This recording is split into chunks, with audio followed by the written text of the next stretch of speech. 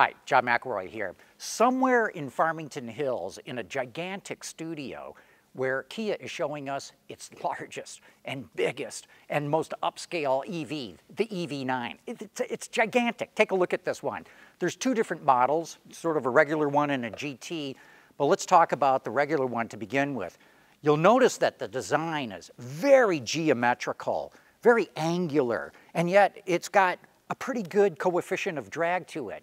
Kia's claiming a 0.28 CD, which is the same as the Audi e-tron, even though this is bigger than the e-tron, a little bit better than the Jaguar I-Pace. And it shows that even though you've got a big blocky vehicle, you can get pretty good aerodynamics with it.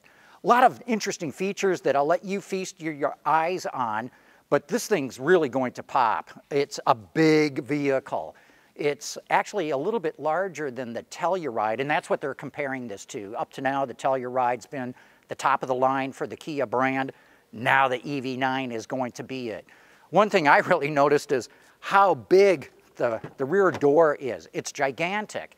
One of the things they're talking about is how much third row room there is. They say kids actually love to get into the third row. Why? They want to get as far away from their parents as they possibly can. But I found that this is a little bit tight. So I've set this seat where I can fit, you know, I'm not a big guy, I'm about 5'8". I could be comfortable in here, but when I try to get into the back, I find that it's a little bit cramped back here. So if I put the seat back to where it was,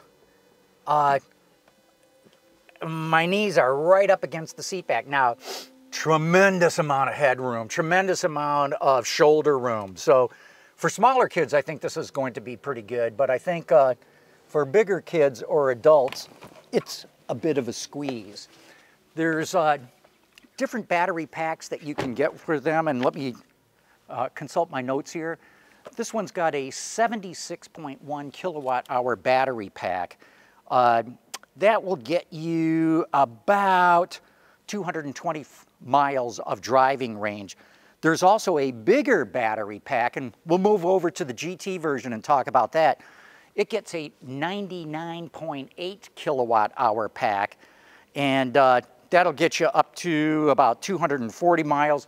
There's different battery packs with all-wheel drive, rear drive, you know, the GT model and all that. I'll let you all go through the different stats on that, but you get Kia's 800-volt architecture. They're claiming a 0 to 80% charge in less than 25 minutes, as long as you've got a 350 kilowatt charging station there.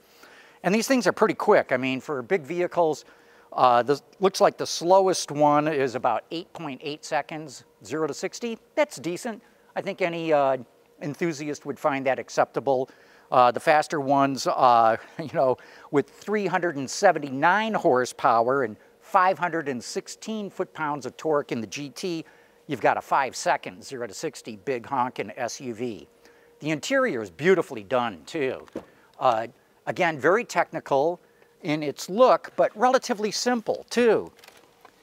It's all laid out very horizontally, which accentuates how wide this vehicle is.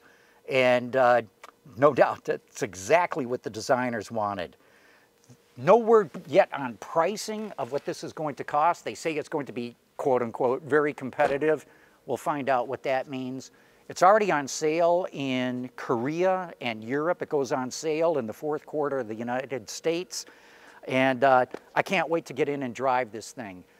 There's a lot more to this vehicle. I'm still learning a lot more about it. And as we get more info, we'll pass it on to you.